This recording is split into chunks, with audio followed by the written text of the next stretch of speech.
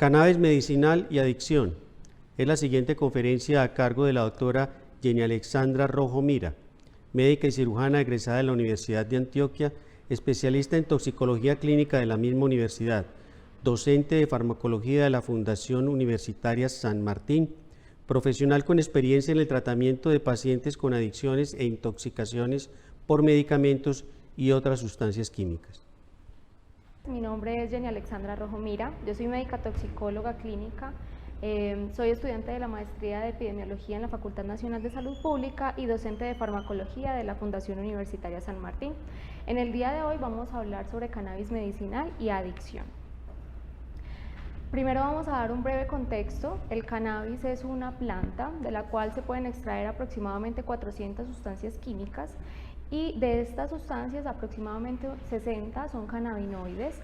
Entre esta gran variedad tenemos dos muy importantes que son el delta-9 tetrahidrocannabinol, que tiene el principal efecto psicoactivo de la sustancia, y el cannabidiol, que es el otro principal cannabinoide que no tiene un efecto psicoactivo, sino tiene un efecto más antipsicótico y ansiolítico que incluso se opone a los efectos psicoactivos de la droga. En Colombia tenemos aprobadas dos presentaciones de cannabis medicinal. Una es Sativex, que está aprobada para la espasticidad moderada a grave por esclerosis múltiple, y la otra es Neviot, que está aprobada para Lennox-Gastaut y Dravet en los niños mayores de 2 años y que tengan 2 o más episodios de convulsiones por semana. Solo tenemos estas dos presentaciones. Sin embargo, en Colombia nosotros podemos encontrar fácilmente en prácticamente cualquier lugar diferentes presentaciones que no están aprobadas: óleos, ungüentos, spray, cremas, otras presentaciones que no hacen parte de las aprobadas por INVIMA, pero que están disponibles y a las que están expuestas los pacientes. También encontramos en la literatura otras indicaciones para las cuales se ha utilizado el cannabis medicinal. Entre estas encontramos una de ellas que sería el insomnio, encontramos las náuseas y el vómito asociados a la quimioterapia, la pérdida del apetito y el dolor crónico. El dolor crónico es una de las patologías en las que más se ha estudiado el uso del cannabis medicinal. De hecho, actualmente en la página de Clinical Trials, que es la página donde se registran los ensayos clínicos que están en curso, encontramos que aproximadamente 19 estudios se encuentran en el momento en curso y la mayoría de estos estudios están enfocados en dolor crónico. Hay un estudio en dolor agudo, hay un estudio también que evalúa el efecto del cannabis medicinal en el dolor y en el tamaño del tumor en el sistema nervioso central en niños, otro estudio evaluando los efectos cognitivos del cannabis medicinal, varios estudios que tienen como desenlace evaluar la ansiedad y la depresión y otros estudios relacionados con cómo afecta el uso de cannabis medicinal el uso de los opioides. Vamos a dividir esta charla en dos contextos. El primer contexto es el contexto de uso de cannabis medicinal como tratamiento para otras adicciones. En este contexto encontramos que se han hecho varios intentos de utilizar este medicamento como parte del tratamiento de los pacientes con adicción. Esta es una revisión de la literatura donde nos hacen énfasis en los hallazgos que se han encontrado en la población de veteranos americanos, que es una población, una cohorte, gran cohorte, donde se ha evaluado enfermedad mental, y en esta cohorte encontramos que aproximadamente el 27 a 76% de los pacientes que tienen un diagnóstico de trastorno por estrés postraumático tienen también asociado una enfermedad o un trastorno por uso de sustancias. Esa comorbilidad se asocia a un mayor estrés clínico y a una pobre respuesta al tratamiento y a la pobre calidad de vida de estos pacientes. Muchos de estos pacientes han reportado el uso de cannabis medicinal, o más bien el uso de cannabis, no necesariamente un cannabis medicinal, pero sí con fines medicinales. Lo utilizan como un efecto de automedicación y aquí viene una teoría que está establecida en las adicciones y es utilizar una droga como si fuese un medicamento para estabilizar ciertas condiciones del estado de ánimo. En este caso, lo que han reportado los veteranos es que la utilizan como un ansiolítico, como un estabilizador del estado de ánimo y para mejorar el insomnio. También han encontrado que tiene un efecto sobre el dolor crónico que va a disminuir el consumo de licor, que es bastante alto en esta población, y el consumo de opioides en los que tienen ese dolor crónico y están medicados con opioides o que abusan de los opioides. Entonces, en esta población se ha visto una relación entre mayor consumo de cannabis y reducción del consumo de alcohol y de opioides. También encontramos una falta de efectos positivos en los pacientes con diagnóstico previo de trastorno por uso de sustancias por cannabis. En estos pacientes, al contrario, parece tender a favorecer la adicción. Por lo tanto, en los pacientes que ya tienen un diagnóstico previo de trastorno por uso de cannabis, se debería evitar según los hallazgos que tiene esta cohorte. Otro artículo nos presenta la frecuencia del uso de cannabis y de opioides de manera ilícita en los pacientes que han reportado uso de drogas y dolor crónico. Este fue un análisis longitudinal a partir de 2 cohortes. La primera cohorte se llama VIDUS y la segunda cohorte se llama ACCESS. VIDUS es una cohorte de Vancouver de usuarios de drogas intravenosas que no tienen VIH, mientras ACCESS es una cohorte de pacientes con SIDA, con diagnóstico de SIDA, que evalúa la exposición a los servicios de salud. En estas 2 cohortes se encontró que en 1.152 pacientes que utilizaban que tenían diagnóstico de dolor crónico y que usan drogas, se evaluaron las posibilidades, el odds del uso de opioides según el patrón de uso de cannabis. Ellos dividieron ese patrón de uso en patrón diario o patrón ocasional o el no uso del cannabis y evaluaron las motivaciones para el uso del cannabis. ¿Qué fue lo que encontraron entonces? Esta es la tabla de la regresión lineal con modelo mixto, en la que encontraron que habían unos factores de riesgo para el uso de esos opioides de manera ilícita, de manera más frecuente, y unos factores de protección. En los factores de protección encontraron que el uso diario del cannabis versus no utilizar cannabis tiene un OR de 0.5 con un intervalo de confianza que va entre 0.33 y 0.74, lo cual indicaría que sería un factor protector para el uso inadecuado de esos opioides para control de dolor.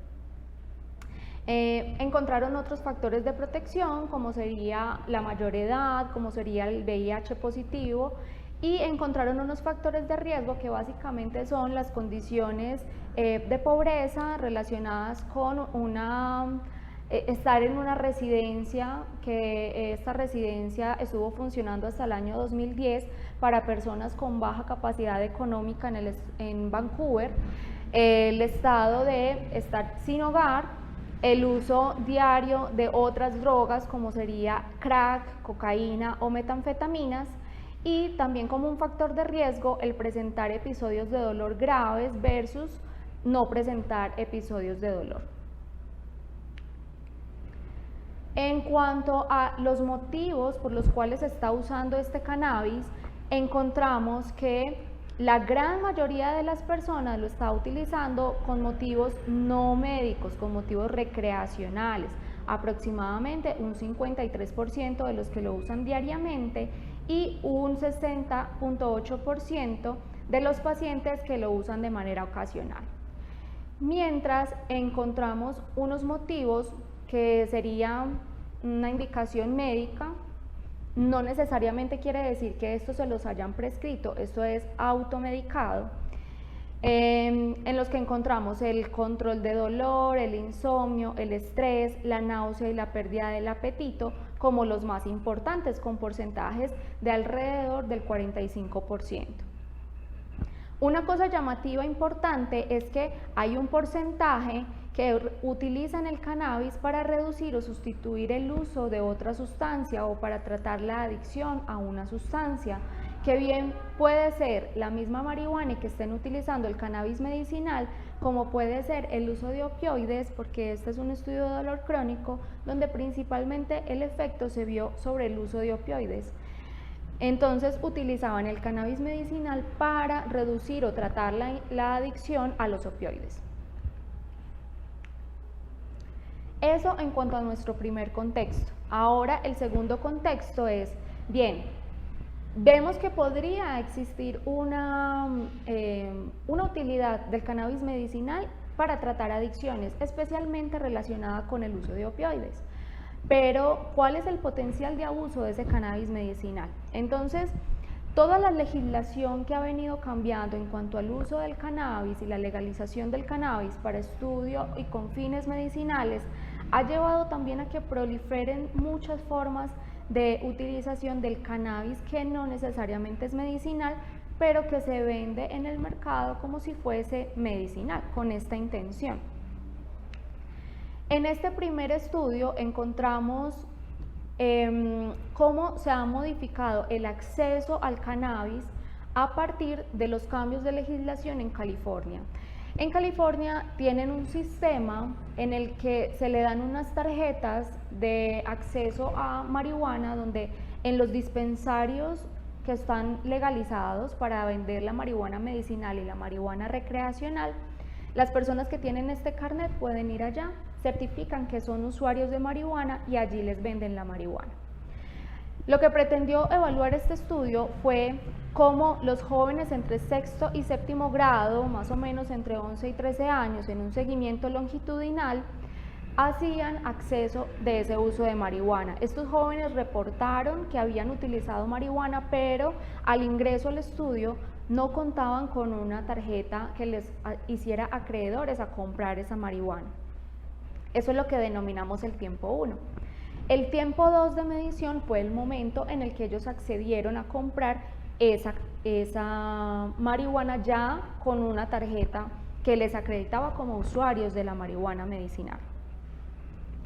Y una cosa importante es que ellos tuvieron un cambio de legislación. Inicialmente solo permitían la venta de marihuana medicinal, pero después permitieron el uso del cannabis recreacional también de venta en estos dispensarios. Todos estos datos fueron recolectados antes del cambio de legislación, por lo tanto estos jóvenes tenían acceso solo a la marihuana medicinal. En total se recolectaron datos de 264 jóvenes que eran usuarios de marihuana en el tiempo 1 y no contaban con esta tarjeta que los acreditaba como usuarios, y el 19% de estos jóvenes adquirió esa tarjeta en el transcurso del tiempo. Los que la adquirieron fueron jóvenes de menor edad, con mayor tendencia a ser hombres, y en el reporte de las encuestas que les hacían sobre salud física y mental, ellos reportaron tener una peor salud física. Además, reportaron el uso de marihuana en el mes previo, que fue el más del doble de días que aquellos que no adquirieron la tarjeta. Estos datos fueron datos sin ajustar. Una vez los datos fueron ajustados por variables demográficas, salud física, salud mental, la frecuencia de uso de marihuana y si habían sido sujetos de intervenciones de prevención del consumo o tratamiento del consumo. Las dos variables que continuaron siendo significativas fueron el género, donde el género masculino tuvo 3.4 veces más probabilidad de obtener esta tarjeta, y la frecuencia de uso de marihuana, donde los mayores usuarios de marihuana en el mes previo tenían 1.07 veces más frecuencia de uso o de adquisición de esta tarjeta.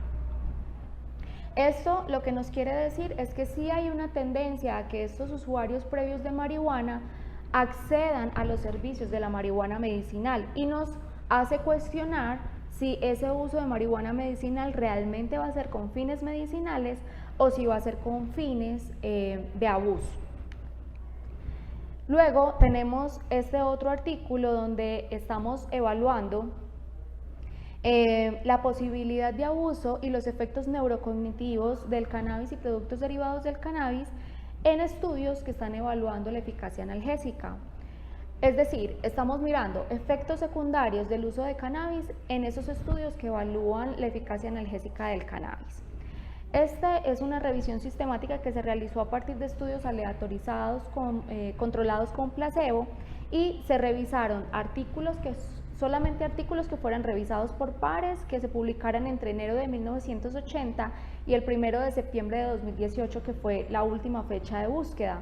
Antes de enero de 1980 no se incluyeron porque no se podía garantizar que el cannabis que se estuviera utilizando realmente fuese con estos fines medicinales. A partir de aquí, ellos establecieron 3 criterios para definir el abuso.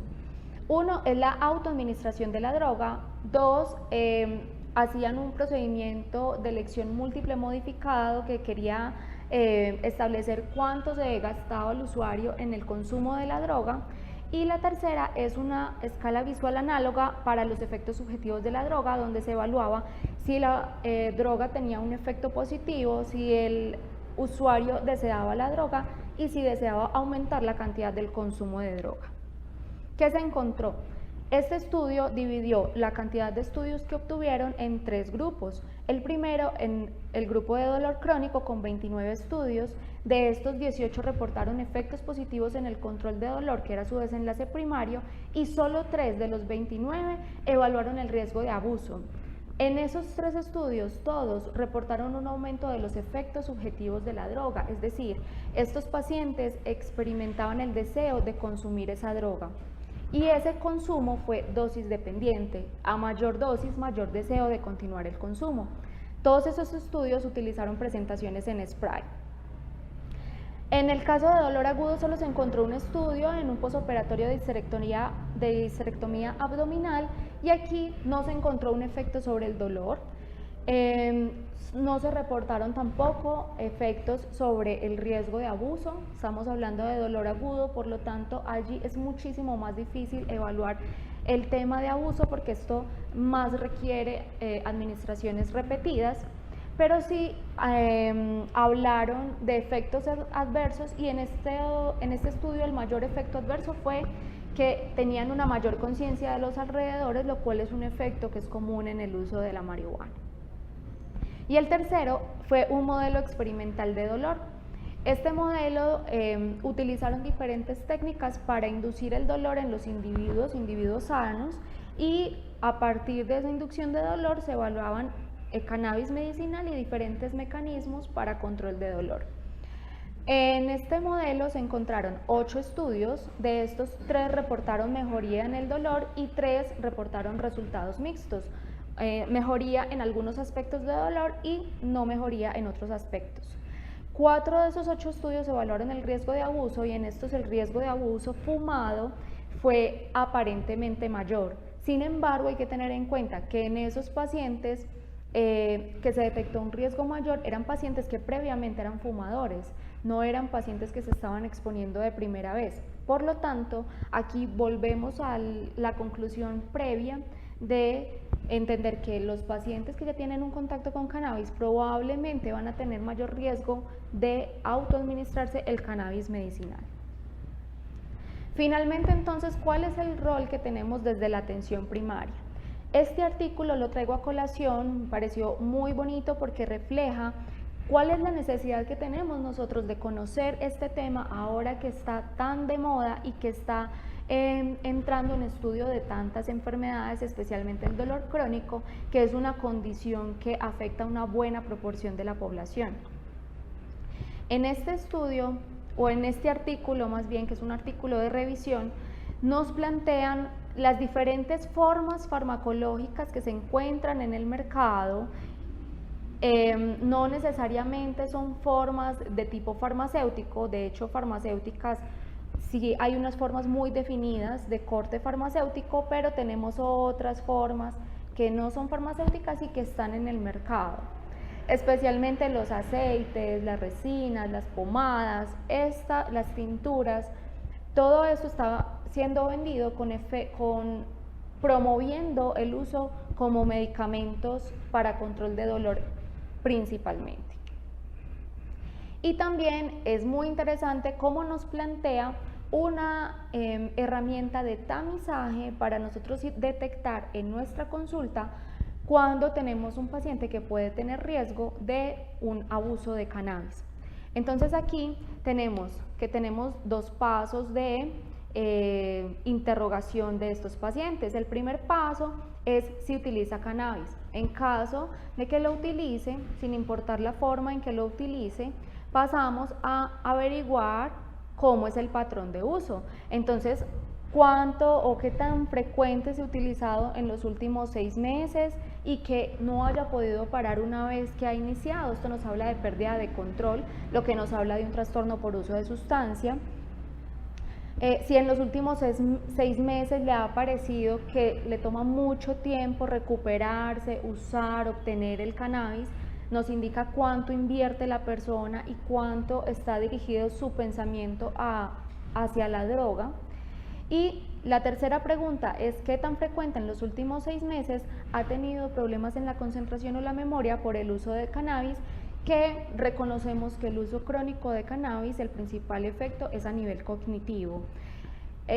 Una vez nosotros obtenemos en este test un puntaje por encima de 2 o igual a 2, debemos hacer el tercer paso, que es confirmar el diagnóstico con los criterios ya del DSM-5, que ya nos diría efectivamente estamos frente a un paciente que tiene un trastorno por uso de cannabis.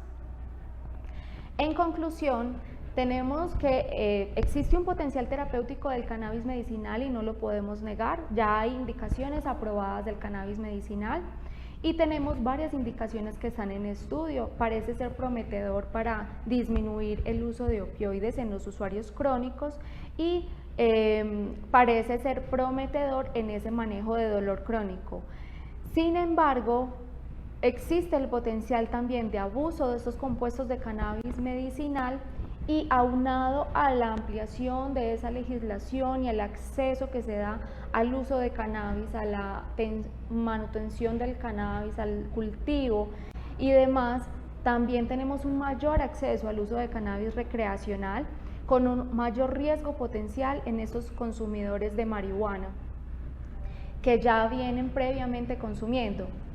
Hasta ahora, hablando del uso del cannabis medicinal, tanto en estos dos contextos como tratamiento del consumo de sustancias, tanto como un factor de riesgo para uso de sustancias, estas serían las conclusiones a las que podríamos llegar. Esa es toda la información que quería compartirles. Muchas gracias. Quedan mis correos electrónicos en caso de que deseen ampliar alguna información o algún comentario.